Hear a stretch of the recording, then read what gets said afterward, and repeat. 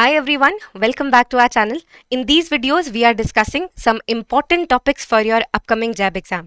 आज का हमारा टॉपिक है टैक्स प्लानिंग, जो हर साल 31 जुलाई को हम प्रॉमिस करते हैं कि थोड़ा बेटर होंगे, थोड़ा डिटेल में जानेंगे, पर कहीं ना कहीं वो रह जाता है. इस क्लास के बाद heads of income under tax planning से आपको कभी कोई दिक्कत ना ही अपने पर्सनल इनकम टैक्स रिटर्न में आएगी और ना ही आपके एग्जाम के लिए. आई होप आपकी प्रेप अच्छी चल रही हो, लेकिन अगर कोई भी गैप्स लगे तो नेक्स्ट वीक से हम 5 क्लासेस में 4 आवर्स की क्लासेस में अराउंड 20 आवर्स में सारे इंपॉर्टेंट टॉपिक्स आपके डिस्कस कर देंगे, जिससे आपका एग्जाम कंफर्टेबली निकल जाए. Without further ado, let's come back to our topic for today, which is tax planning. इस टॉपिक को आपके एग्जाम के लिए इन हेड्स में डिवाइड किया गया है. ये एजेंडा है जिसको आपको स्टिक करना है और इससे बाहर कुछ भी एग्जाम के लिए प्रिपेयर करने की ज़रूरत नहीं है. फर्स्टली, एक इंट्रोडक्शन में हम ये समझेंगे कि टैक्स प्लानिंग है क्या और क्या वो लीगल है और किस तरीके से वो किया जाता है.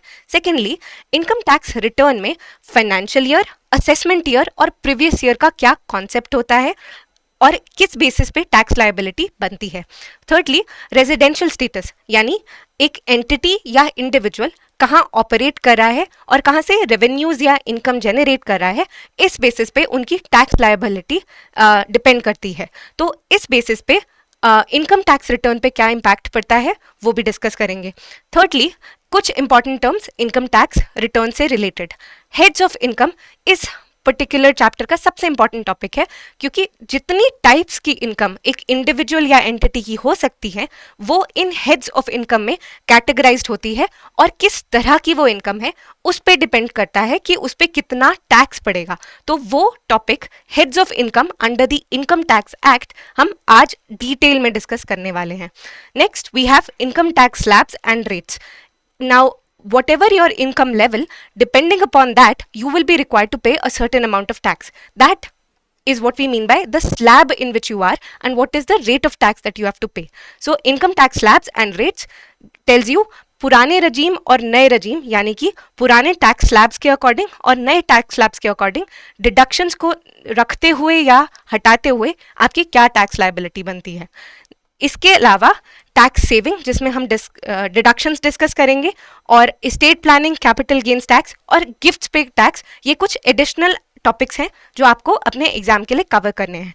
आज की क्लास में हम एक इंट्रोडक्शन लेते हुए primarily heads of income discuss करेंगे. So let's get started by understanding what do we mean by tax planning. Tax planning is the process of organizing your financial affairs in such a way that it helps to minimize your tax liability. Now, I'm sure you're wondering, क्या ये legal है? क्या हम इस तरीके से अपने income expenses को manipulate कर सकते हैं कि हमारी taxes कम हों? This is absolutely legal. In fact, it is encouraged by the government. Why? Because इससे इंश्योर होता है कि जो आपकी सरप्लस इनकम है, अपने एक्सपेंसेस को हैंडल करने के बाद जो आप सेव कर रहे हैं वो इस तरीके से इन्वेस्ट करें कि वो देश की बढ़ोतरी में हेल्प करे. तो गवर्नमेंट चाहती है कि अपनी सरप्लस इनकम को आप इस तरीके से चैनलाइज करें कि वो इन्वेस्टमेंट्स हो, बिजनेसेस को फ़ायदा हो, ताकि उनके पास a good amount of surplus funds from the households are rooted. So, इसको एक्सप्लेन करने के लिए मैं आपको एक एग्जांपल दूंगी. इमेजिन करिए फाइनेंशियल ईयर 2023 में एक हाइपोथेटिकल सिचुएशन है. एक बहुत सिंप्लीफाइड एग्जांपल है कि राम और गीता हर साल अब तकरीबन 4-6 LPA कमाते हैं, मतलब उनकी 50,000 पर मंथ कैश में इनकम है. पूरा टोटल अमाउंट उनका साल की इनकम है 6 lakhs per annum. Now both of them believe in saving, ताकि उनको आगे फ्यूचर में प्रॉब्लम्स ना आए. तो राम सेव करता है इसी कैश में से 10,000 रुपये महीना. गीता भी सेव करती है, पर वो 10,000 हर महीने ELSS म्यूचुअल फंड में इन्वेस्ट कर देती है, यानी कि एक इक्विटी लिंक्ड सेविंग स्कीम, जो कि एक अलाउएबल डिडक्शन है टैक्स इनकम टैक्स एक्ट के अंदर. वो अमाउंट इन्वेस्ट कर देती है उस म्यूचुअल फंड स्कीम में. अब 31 जुलाई आती है तो गीता की टैक्स लायबिलिटी नील है, लेकिन राम की टैक्स लायबिलिटी 22,500 रुपये है. अब राम बहुत सरप्राइज्ड है इस चीज़ से और वो गीता से पूछता है ऐसा कैसे. गीता बताती है कि वो डिलिजेंटली अपने टैक्सेस प्लान करती है और वो जानती है कि कुछ टैक्स ब्रैकेट्स के अकॉर्डिंग टैक्स लायबिलिटी कैलकुलेट होती है. यानी कि इस केस में 2.5 लाख से 5 लाख अगर किसी की इनकम है तो उस पर 5% टैक्स देना है उनको, 5 से 10 है तो उस पर 10%, और ये इस तरीके से क्यूमुलेटिवली ऐड किया जाता है। लेकिन अगर किसी की इनकम 5 लाख से कम है तो उनको पूरे टैक्स पे एक रिबेट भी मिल जाती है। और इन्वेस्टमेंट्स अगर कोई इंसान कर रहा है स्पेशली ईएलएसएस म्यूचुअल फंड में, तो उसको डिडक्शन की तरह क्लेम किया जा सकता है। तो हालांकि गीता की इनकम 6 लाख पर एनम थी, अगर उसने 10,000 रुपये 12 महीने के लिए लगातार इन्वेस्ट किया है तो 1.2 LPA is what she can claim as a deduction. So 6 minus 1.2, this means उसकी effectively इनकम जिस पे टैक्स पड़ेगा वो है सिर्फ 4.8 lakhs per annum, which means उनकी she is eligible for this rebate that is available to anybody who has income below 5 lakhs. Hence her tax liability is nil. पर राम के केस में क्योंकि उसकी 6 लाख पर एनम इनकम है तो 5 लाख तक, 2.5 लाख से 5 लाख के बीच में 12,500 उनकी लायबिलिटी बनती है, और जो बचा 1 लाख है उस पर 10% के हिसाब से 10,000, तो उनको कंपैरेटिवली स्पीकिंग काफ़ी टैक्स पे करना होता है। This means that if you are aware about the provisions of tax applicable to your income and income in general, then you will be able to save taxes and minimize your tax liability.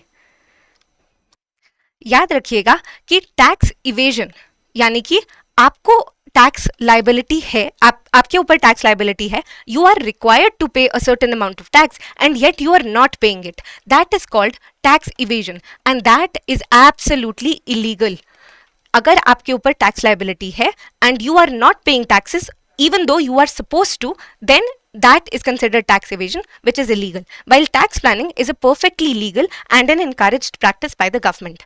Now that we understand the importance and significance of the idea of tax planning, let us see कि एक individual जो भी incomes generate करता है, एक individual या entity जो भी इनकम्स जनरेट करती है, उसको किस हेड ऑफ इनकम में डिवाइड किया जाता है, किस कैटेगरीज में वो इनकम्स को शो करते हैं आप इनकम टैक्स रिटर्न पर्पसेस के लिए। So according to the income tax act there are 5 heads of income. Firstly, you have income from salary. I'm sure most of you are very familiar with this because most organized sector में jobs में जो भी income generate होती है वो usually income from salary, इसमें आपकी salary, DA, कुछ allowances health and education related आपके चिल्ड्रन के लिए, या फिर रिटायरमेंट पे होने वाले कुछ बेनिफिट्स जैसे ग्रेचुटी, लीव इनकैशमेंट वगैरह आपको इनकम फ्रॉम सैलरी के अंडर शो करनी होती है, including your pension income after retirement. Next we have income from house property. Now this is an interesting concept, क्योंकि अगर आप सोचें तो सेल और purchase of the asset of your house is not under this, only the rental income associated with your house property is considered as income from house property. Next you have income from profits and gains from business and profession, यानी कि एक इंसान की जो जिनका operations of their work are in such a way that they are a professional or a business person. Like professionals में आप doctors, lawyers जो कि consultancy fees लेते हैं उनको मान सकते हैं। Even platform workers like edtech teachers are considered sometimes consultants. वो उनकी आजकल की different types of gig economy और प्लेटफॉर्म इकोनॉमी में काफ़ी अलग अलग कैटेगरीज ऑफ प्रोफेशन इमर्ज हो रहे हैं। इस सब तरह के प्रोफेशनल्स को income from profits and gains from business and profession पे करना होता है। Next you have capital gains.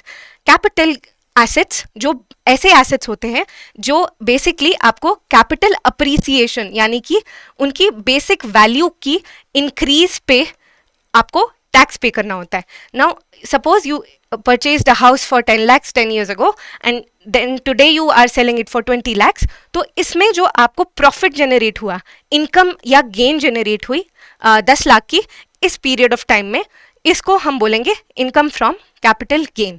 तो हाउस एक ऐसा एसेट हो सकता है और ज्वेलरी, गोल्ड वगैरह कुछ ऐसे एसेट्स हो सकते हैं। इवन अगर आप शेयर मार्केट में एसेट को लॉन्ग टर्म के लिए परचेज करते हैं या कुछ दिनों या कुछ शॉर्ट टर्म के लिए परचेज करते हैं, उसकी सेल पे भी आपको जो अमाउंट या गेन रिसीव होता है, difference between what you purchased it for and what you are selling it for, that is also considered income from capital gain.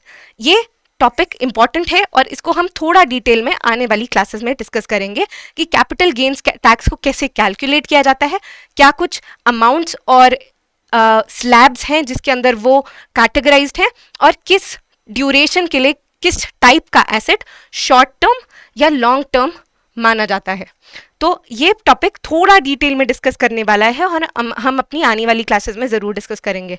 Next you have anything जो इन 4 हेडिंग्स के अंदर कवर नहीं हुई हैं वो सब के सब हम इकट्ठे ब्रैकेट कर देते हैं और उसको बोलते हैं इनकम फ्रॉम अदर सोर्सेज। इसमें जो भी आपको एक परसेंटेज ऑफ इंटरेस्ट मिल रहा है अपनी फिक्स डिपॉजिट्स वगैरह पे, या फिर आपको कोई शेयर मार्केट में इन्वेस्टमेंट की हुई एसेट से कुछ रिटर्न यानी डिविडेंड जनरेट हो रहा है, या कोई और अदर इनकम है जैसे कोई गिफ्ट है या फिर कोई लॉटरी विनिंग्स वगैरह है, वो सब इनकम फ्रॉम अदर सोर्सेज होती हैं।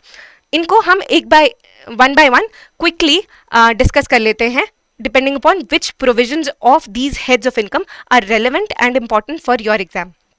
Firstly, you have income from salary. ये section 15, 16 and 17 of the income tax के अंडर डिटेल में प्रिस्क्राइब्ड है कि इस हेड के अंदर क्या पर्टिकुलर इनकम्स एसोसिएटेड है, जैसे कि wages, pension, annuity, gratuity, fee, commission, profits, leave encashment, annual accretion based on your salary and contribution to any recognized provident fund or employee pension accounts. तो ये सारी इनकम जो भी आपकी सैलरी एम्प्लॉयर एम्प्लॉई रिलेशनशिप होने की वजह से इमर्ज करती हैं वो आप सैलरी हेड में शो करते हैं और इस पे टैक्स पे करते हैं। ये सेक्शंस कुछ आपकी बुक में शायद इधर उधर शायद मिस अरेंज्ड है, but you need to remember the correct sections. This these sections 15, 16 and 17 deal with income from salary in the Income Tax Act. And this is a very, very important insight. Any salary which is due, paid or paid before it is due, ये accrual basis पे operate नहीं करता. अगर basically आपको अपनी salary मिल गई है या ड्यू हो गई है पर मिली नहीं है, हर केस में आपकी टैक्स लायबिलिटी का वो पार्ट होगी और आपको उस पर टैक्स पे करना होता है. तो याद रखिएगा सेक्शन 15 के अंडर अगर ये स्टेटमेंट आपको क्वेश्चन में बोल रही है कि अक्रूवल बेसिस पे आपको टैक्स पे करना है सैलरी पे, that is incorrect. You have to pay income tax on salary whether it is due, paid और paid before it is due. Next, you have any arrears of salary are also included under income from salary. पर एक important point जो confuse करता है कि partner अगर एक partnership firm में कुछ सैलरी या प्रॉफिट्स उसको रिटर्न मिल रहे हैं अपने पार्टनरशिप फर्म से, तो वो इनकम फ्रॉम सैलरी का पार्ट नहीं है. ये कुछ इंपॉर्टेंट पॉइंट्स है जिसके बेसिस पे आपको इनकरेक्ट करेक्ट स्टेटमेंट्स का क्वेश्चन जरूर आपको एग्जाम में दिख सकता है. Next we have income from house property. House property में section 22 to 27 of the Income Tax Act deal with this, and this relates to rental income associated from the property. Of course, अगर आपकी self occupied property है तो उससे कोई rental income generate नहीं हो रही है, वो इसका पार्ट नहीं होएगा. पर कोई भी ऐसा एसेट हाउस के फॉर्म में जो आपने किसी को रेंट पे दिया है और उससे आपको रेगुलरली रेंट मिलता है, इनकम जनरेट होती है, तो वो इनकम फ्रॉम हाउस प्रॉपर्टी मानी जाएगी. नाउ इसमें आपको डिटेल में जाने की ज़रूरत नहीं है, पर ऊपर से कुछ नेट एनुअल वैल्यू पे डिडक्शंस अलाउड है. ये नेट एनुअल वैल्यू क्या है? बेसिकली जो भी आप रेंट रिसीव कर रहे हैं वो आपकी ग्रॉस एनुअल वैल्यू हो गई कि इस प्रॉपर्टी से कि इतनी एनुअल वैल्यू है, इतना रिटर्न, इतना रेंट मिल रहा है, उसमें से कुछ म्युनिसिपल टैक्सेस अगर आप पे कर रहे हैं उसको डिडक्ट करके you get net annual value. इस पे the government allows you certain deductions, क्योंकि ये पूरी इनकम उस एसेट को सस्टेन करने के लिए काफ़ी नहीं है. इसमें से कुछ डिडक्शन यानी कि अगर कुछ रिपेयर्स वगैरह कर रहे हैं उसके लिए एक्स्ट्रा डिडक्शंस अलाउड नहीं है, लेकिन 30% इस रेंट इसेंशली जो आप एनुअली रिसीव कर रहे हैं उसको रिड्यूस करके, और कोई अगर होम लोन लिया है उस एसेट को बिल्ड या ऑपरेट करने के लिए, बिल्ड या इस कंडीशन में लाने के लिए कि वो एक एसेट रेवेन्यू जनरेटिंग एसेट हो जाए, तो उस पर कोई लोन है, कोई होम लोन है, उसका रेंट आप रिड्यूस कर सकते हैं. तो स्टैंडर्ड डिडक्शन और लोन हटाने के बाद जो नेट एनुअल वैल्यू बचती है, वो नेट एनुअल वैल्यू से स्टैंडर्ड डिडक्शन और इंटरेस्ट हटाने के बाद जो अमाउंट होता है उस पर आपको टैक्स पे करना होता है. और इस प्रॉपर्टी से कोई भी पोर्शन अगर आपकी बिजनेस पर्पसेस के लिए यूज हो रहा है तो उसकी एडजस्टमेंट आप profits and gains from business and profession head के अंदर करते हैं, जो हम आगे डिस्कस करेंगे. So you need to remember that it is only the rental income and not sale or purchase of the asset that we are discussing under income from house property. Now with that we move to the next section, which is income from profits and gains from business and profession. Section 22 to 24 to 44 ये section आपके PGBP के provision से deal करता है। I am sure you can see कि ये जो sections है वो भी काइंड ऑफ क्रोनोलॉजिकली प्रोग्रेस कर रहे हैं, मतलब नंबर्स इनका सीक्वेंस में है। और यहाँ पे पीजीबीपी की चार्जेबिलिटी यानी कि एक पार्टनर या एक बिजनेस पर्सन का जो भी रिटर्न जनरेट हो रहा है अपने बिजनेस या प्रोफेशन से, उसका चार्ज, उसका amount of tax will be paid, ये सेक्शन 28 डिस्कस करता है। एनी प्रॉफिट्स और income received by a partner in a firm is chargeable under this head. ये हमने सैलरी के वक्त डिस्कस किया था कि कभी कभी कंफ्यूजिंग हो जाता है, क्योंकि एक पार्टनर एक तरीके का एम्प्लॉय है in his firm, but any earnings from the business and profession of a partner in a partnership firm will be considered as a business income for him, and it will be chargeable under this head, not in salary. So business persons like sole proprietors और एक partner का profit from his income, और lawyers, consultant, platform workers वगैरह जो एक profession के तौर पे अपनी कंसल्टेंसी सर्विसेज दे रहे हैं, उनके टैक्सेबल इनकम अंडर पीजीबीपी यानी profits and gains from business and profession chargeable होती हैं। कुछ डिडक्शंस यानी कि आप ये सर्विस प्रोवाइड करवा पाने के लिए या फिर अपना बिजनेस में गुड्स एंड सर्विसेज की ट्रेडिंग कर पाने के लिए कुछ एक्सपेंसेस तो जनरेट करते हैं, जैसे रेंट देना पड़ता है एक इस्टेब्लिशमेंट का जहाँ पे आपने इस्टेब्लिश किया हुआ है अपना बिजनेस, सैलरी, रिपेयर्स, इंश्योरेंस, इन सबको एज अ डिडक्शन क्लेम किया जा सकता है under PGBP. So we discussed earlier, अगर हाउस का कोई part in the form of business use किया जा रहा है तो उसका अमाउंट यहाँ पे एडजस्टेबल होता है पीजीबीपी हेड के अंदर। With that we come to the next section which is income from capital gains. Now this is applicable on capital assets, basically any asset which has the potential of generating return or basically can have appreciation in value over a period of time, that is termed as capital asset. Now इसमें short term और long term assets होते हैं, मतलब जो longer duration के लिए रखा गया है और जो shorter duration के लिए रखा गया है। इसको हम डिटेल में कैपिटल गेन्स टैक्स के वक्त डिस्कस करेंगे, पर एक एग्जाम्पल के लिए आप ये समझिए, जैसे शेयर्स अगर आपने परचेज किए हैं, इस पर्टिकुलर केस में अगर 1 साल से ज़्यादा greater than 1 year you have kept those shares before selling them, then you will have to pay a long-term capital gain tax of 10% on it.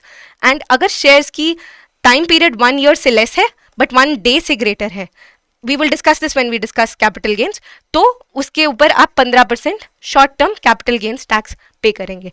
So this is the idea behind a capital asset which has the potential of generating return for you through capital appreciation. You are required to pay income tax from capital gains on that. Now these are a few points that you need to remember. Section 45 discuss करता है कि chargeability of gains originating from such assets, they will be chargeable under capital gains. Then इसमें वही जैसे मैंने discuss किया, short term और long term capital gains आपको पे करनी होती हैं, और any money that you are receiving as any money और एसेट जो आपको इंश्योरर से नेचुरल डिजास्टर के बाद अमाउंट मिल रहा है, उसको आप इसी हेड के अंदर शो करते हैं. With that we come to our final section which is income from other sources. Now अभी हमने जो 4 मेजर हेड्स डिस्कस किए हैं, इसके अलावा कोई भी इनकम है जो उन 4 हेड्स का पार्ट नहीं है, वो आपका इनकम फ्रॉम अदर सोर्सेज मानी जाती है. 56 to 59 section will be considered as a part of income from other sources, and any source of income which has not been included like I mentioned in the previous heads is considered a part of income from other sources.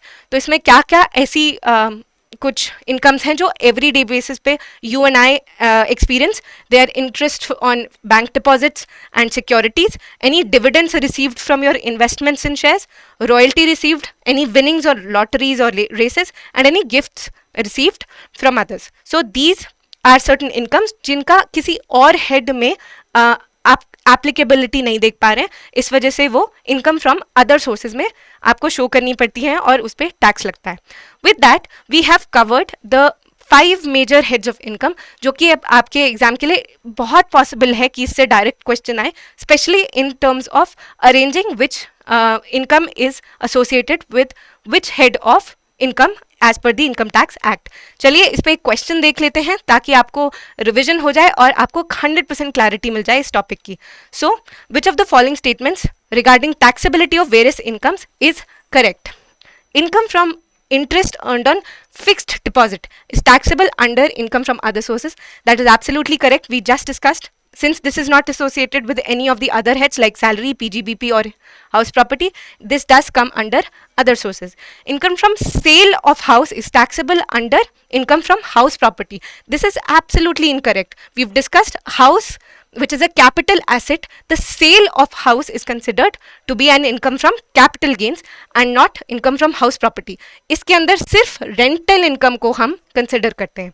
Income from sale of shares is taxable under capital gains. This is absolutely correct. Shares are a capital asset and hence any income generated from their appreciation in value or for that matter loss in their value is taxable under the head of income from capital gains. So 1 and 3 are correct and hence your answer should be option C. With that, we come to an end to today's class. If you like this content, please continue to show us your love and support. Thank you for watching, and if you have any queries, you can call us on this number and you can mail us on hello@edutap.co.in.